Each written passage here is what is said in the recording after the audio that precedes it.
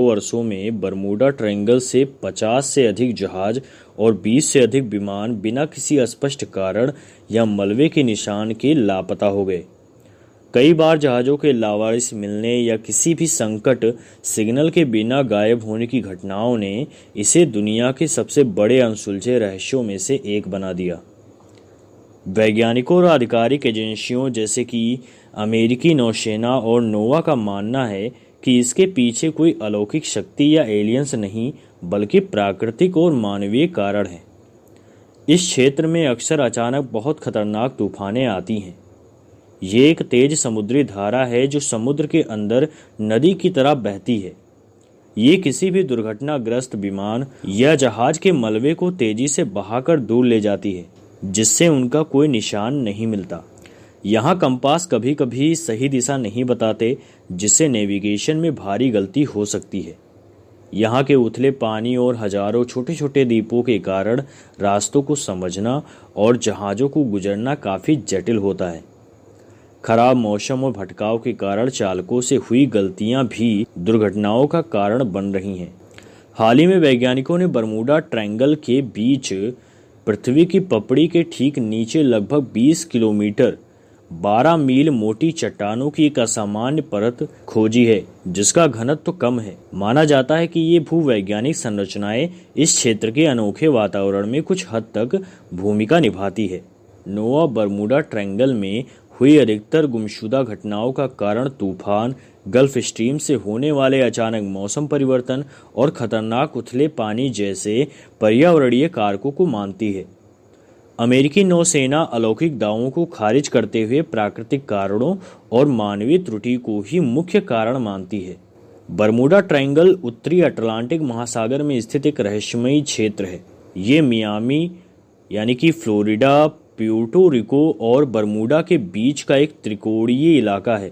इस क्षेत्र के रहस्य की मुख्य कहानी ये है कि इसके ऊपर से गुजरने वाले हवाई जहाज और पानी के जहाज अचानक लापता हो जाते हैं और उनका कोई मलबा या सुराग नहीं मिलता। अमेरिकी नौसेना के 5 टॉर्पीडो बॉम्बर विमान एक नियमित प्रशिक्षण उड़ान पर निकले थे।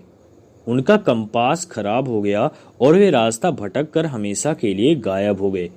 बाद में उनकी तलाश में भेजा गया एक बचाव विमान भी 13 लोगों के साथ रहस्यमय तरीकों से गायब हो गया। कोलंबस ने भी अपनी डायरी में लिखा था कि इस क्षेत्र के ऊपर उनके कंपास ने काम करना बंद कर दिया था और उन्होंने समुद्र में रहस्यमयी आग का गोला गिरते देखा था। शुरुआत में इस क्षेत्र के रहस्य को हॉलीवुड या मीडिया ने बहुत बढ़ा चढ़ाकर पेश किया। कुछ लोगों का मानना है कि यहाँ पर कोई दूसरी दुनिया यानी कि एलियंस का ठिकाना है जो जहाज़ों का अपहरण कर लेता है। यहाँ एक ऐसा चुंबकीय क्षेत्र है जो कंपास को खराब कर देता है। वैज्ञानिक और अमेरिकी कोस्ट गार्ड जैसी संस्थाओं का मानना है कि बरमूडा ट्रायंगल कोई अलौकिक रहस्य नहीं है। इसके पीछे मुख्य कारण प्राकृतिक और इंसानी है। गल्फ स्ट्रीम ये समुद्र के अंदर बहने वाली बहुत तेज गर्म पानी की नदी जैसी धारा है। यदि कोई जहाज दुर्घटनाग्रस्त हो जाए तो ये धारा मलबे को तुरंत बहाकर बहुत दूर ले जाती है, जिससे कुछ नहीं मिलता। अचानक बदले मौसम, इस इलाके में भयंकर तूफान आते हैं और 170 मील प्रति घंटे तक की तेज हवाएं चलती हैं जो जहाज़ों का संतुलन बिगाड़ सकती हैं। मानवीय भूल, अक्सर खराब मौसम के बावजूद पायलट या नाविक सही अनुमान नहीं लगा पाते। वैज्ञानिकों का मानना है कि यह अटलांटिक महासागर का सबसे व्यस्त मार्ग है, इसलिए यहाँ यातायात अधिक होने के कारण दुर्घटना का अनुपात भी दुनिया के अन्य व्यस्त समुद्रों जैसा ही है। वैज्ञानिक अध्ययनों के अनुसार बरमूडा द्वीप के नीचे लगभग 20 किलोमीटर की गहराई में एक बहुत ही अजीबोगरीब और हल्की चट्टानी परत मौजूद है। ये संरचना किसी तैरते हुए प्लेटफॉर्म की तरह काम करती है और इस द्वीप को समुद्र में डूबने से बचाती है। ज्वालामुखी इतिहास, बरमूडा मूल रूप से पानी के नीचे का एक प्राचीन ज्वालामुखी है जो करोड़ों साल पहले शांत हो चुका है। Puerto Rico trench, Bermuda triangle के विस्तृत क्षेत्र में अटलांटिक महासागर का सबसे गहरा हिस्सा प्यूर्टो रिको ट्रेंच भी मौजूद है जो लगभग 27,000 फीट गहरा है, यानी करीब 8 किलोमीटर। प्राचीन कार्बन, वैज्ञानिकों का यह भी मानना है कि यहाँ से निकले पुराने लावा में भी भारी मात्रा में कार्बन मिला है, जो करोड़ों साल पहले बने पैंजिया महाद्वीप के समय का हो सकता है। ये चट्टानी संरचना भले ही बरमूडा को मजबूती देती है, लेकिन बरमूडा ट्रायंगल में जहाज़ों और विमानों के रहस्यमय ढंग से गायब होने का कारण विज्ञान में प्राकृतिक आपदाओं जैसे गल्फ स्ट्रीम की तूफानी लहरें और भयंकर हवाएं और मानवीय भूलों को माना गया है, न कि किसी अलौकिक शक्ति को। अगर वैसे बात की जाए बरमूडा पर किसका अधिकार है, तो बरमूडा ब्रिटिश राष्ट्रमंडल का सबसे पुराना शासित उपनिवेश है, जिसकी स्थापना 1612 में हुई थी।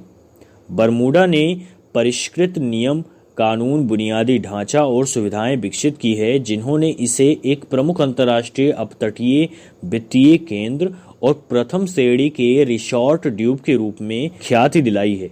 फ्लाइट 19 टीबीएम युद्धक बम वर्षक विमान की एक प्रशिक्षण उड़ान थी, जो अटलांटिक के ऊपर से गुजरते हुए लापता हो गई। ऐसा माना जाता है कि इस उड़ान को असामान्य घटनाओं और विषम कंपास रीडिंग्स का सामना करना पड़ा, और यह कि एक शांत दिन यह उड़ान जिनकी देखरेख में उड़ी थी, वे थे एक अनुभवी pilot lieutenant Charles Carroll Taylor. इस साजिश में ये भी जोड़ा गया कि दुर्घटना पर प्रस्तुत नौसेना की रिपोर्ट में इसे अज्ञात कारणों या प्रयोजनों से संबद्ध बताया गया था। ऐसा माना जाता है कि टेलर की मां अपने बेटे की प्रतिष्ठा बचाना चाहती थी, इसलिए उसने उन्हें अज्ञात कारण लिखने के लिए विवश किया, जबकि टेलर के हिसाब से वो 50 किलोमीटर उत्तर पूर्व की ओर था। जबकि कहानी के इस संस्करण के बुनियादी तथ्य अनिवार्य रूप से सटीक हैं, कुछ महत्वपूर्ण विवरण लापता हैं। इस घटना के अंत तक मौसम तूफानी हो गया था। टेलर के पास महत्वपूर्ण तरीके से केवल उड़ान के लिए लिया गया समय ही था, पर वो दक्षिण फ्लोरिडा क्षेत्र से परिचित नहीं था और उड़ान के दौरान लापता होने का उसका पुराना इतिहास था।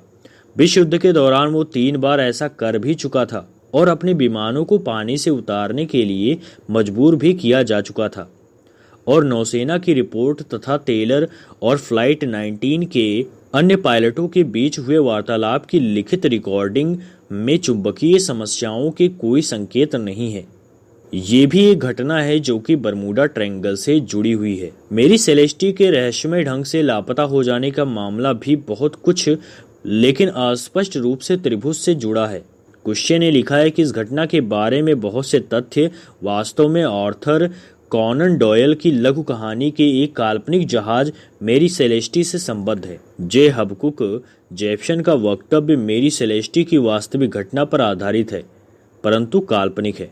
एलन ऑस्टिन संभवतः एक लापता जहाज के करीब आ गया। उस पर सवार एक पुरस्कृत नाविक के साथ उसने न्यूयॉर्क जाने के लिए प्रयास किया। कहानियों के अनुसार लापता जहाज नहीं मिला। दूसरे लोग बताते हैं कि लापता जहाज फिर दिखा, पर उसका पुरस्कृत नाविक उस पर नहीं था। इसके बाद वो दूसरे पुरस्कृत नाविक के साथ फिर से गायब हो गया। लंदन के लॉयड की जांच रिकॉर्ड में निर्मित मेटा के अस्तित्व को साबित करते हैं। मेटा का नाम बदलकर एलन ऑस्टिन कर दिया गया था। इस जहाज या अन्य किसी भी जहाज के लिए कोई हताहत सूची नहीं है, जिससे ये संकेत मिल सके कि बाद में लापता हुए जहाज के बोर्ड पर बड़ी संख्या में पुरुष लापता हुए थे। इस घटना के परिणाम स्वरूप अमेरिकी नौसेना के इतिहास में जीवनों का सबसे बड़ा ऐसा नुकसान हुआ जो युद्ध से संबंधित नहीं था। जब यूएसएस साइक्लोप्स के नियंत्रण अधिकारी थे lieutenant commander GW Worley, GW कुछ समय बाद बारबाडोस द्वीप से प्रस्थान के बाद 301 नाविकों के साथ वर्ली बिना किसी चिन्ह के खो गए। हालांकि किसी भी सिद्धांत के लिए कोई मजबूत साक्ष्य नहीं है, पर व्याख्याओं के रूप में तूफान, उलट-पुलट और दुश्मन की गतिविधि सभी सुझाए गए हैं। थियोडोसिया बर एल्स्टन अमेरिका के पूर्व उपराष्ट्रपति हारून बर की बेटी थीं। त्रिभुज के संबंध में उसके गायब हो जाने को कम से कम एक बार उद्धृत किया गया है। वो पैट्रियट के बोर्ड पर एक यात्री थी जो चार्ल्सटन, दक्षिण कैरोलिना से न्यूयॉर्क शहर के लिए 30 दिसंबर 1812 को चला था और फिर उसके बारे में कभी कुछ नहीं सुना गया।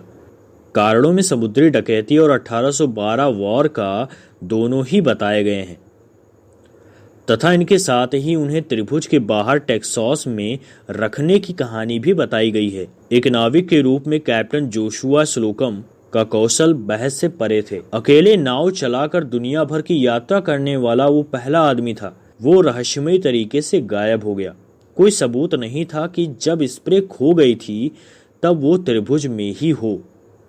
ये अनुमान लगाया गया कि वो एक स्टीमर से कुचल दिया गया या फिर एक व्हेल द्वारा मार दिया गया। स्प्रे एक वायुयान के समान आवाज करती थी और संभावित अन्य कारणों का विचार करने की दृष्टि से स्लोकम भी एक नाविक के रूप में बहुत अनुभवी था और 1924 में वो कानूनी तौर पर मृत घोषित कर दिया गया।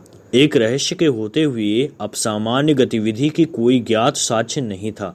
ट्रेंगल के लेखकों के अनुसार ट्रेंगल के बारे में कुछ अद्भुत दस्तावेज प्रस्तुत करने वाला पहला व्यक्ति क्रिस्टोफर कोलंबस था, जिसने बताया कि उसने और उसके चालक दल ने क्षितिज पर नृत्य करती अद्भुत रोशनी देखी और अपनी लॉग बुक में एक स्थान पर उसने लिखा आकाश में आग की लपटें थीं और अपनी लॉग बुक में ही एक और जगह उसने क्षेत्र में कंपास की बेतुकी दिशा स्थिति के बारे में भी लिखा। पहली बार ये भूमि एक नाविक ने देखी थी। हालांकि शाम को 10 बजे एडमिरल ने क्वार्टर डेक पर एक प्रकाश देखा था, परंतु वो इतना हल्का था कि वो उसे भूमि नहीं समझ सका। उसने पिरो गुर्तरेज को बुलाया जो राजा के वस्त्रों की देखभाल किया करता था। उसने उसे बताया कि उसने एक प्रकाश देखा और उसने उसे भी उस ओर देखने के लिए कहा जहां वो देख रहा था। उसने वही किया जैसा कि सेगोविया के रोड्रिगो सांचेज ने किया था। उसे राजा और महारानी ने जहाजों के बेड़े के साथ भेजा था, परंतु वो अपनी जगह से कुछ नहीं देख पाया। मूल लॉग बुक की जांच कर रहे आधुनिक विद्वानों ने यह अनुमान लगाया कि उसके द्वारा देखा गया प्रकाश टेयानो के रहवासियों द्वारा उनकी डोंगियों में रसोई के लिए जलाई गई आग से उत्पन्न हुआ था। कंपास की समस्या एक सितारे की हलचलों को गलत पढ़ने के कारण उत्पन्न हुई थी। समाचार पत्रों में छपा पहला लेख, जिसमें ट्रेंगल के रहस्यों के बारे में उल्लेख था, समुद्र के किसी अन्य भाग की तुलना में इस क्षेत्र में लापता बताए जाने वाले पोतों और विमानों की संख्या उल्लेखनीय रूप से अधिक नहीं थी। अस्थिर शोधों द्वारा इस संख्या को अतिशयोक्तिपूर्ण ढंग से बढ़ा दिया गया। एक नाव लापता होकर सूचीबद्ध होने की सूचना दी गई, परंतु कभी यही नाव बंदरगाह पर फिर लौट आई हो, तो हो सकता है कि उसकी सूचना नहीं दी गई हो। कुछ विलुप्त होने की घटनाएं वास्तव में कभी हुई ही नहीं, पर सैकड़ों गवाहों के सामने एक विमान के दुर्घटनाग्रस्त होने के बारे में कहा गया, परंतु स्थानीय समाचार पत्रों की जांच से कुछ भी नहीं पता चला। बरमूडा ट्रायंगल की कहानी एक गढ़ा गया रहस्य है, जिसे लेखकों ने जानबूझकर अनजाने में भ्रांतियों, गलत तर्कों और सनसनी का इस्तेमाल करते हुए अस्थायी बना दिया।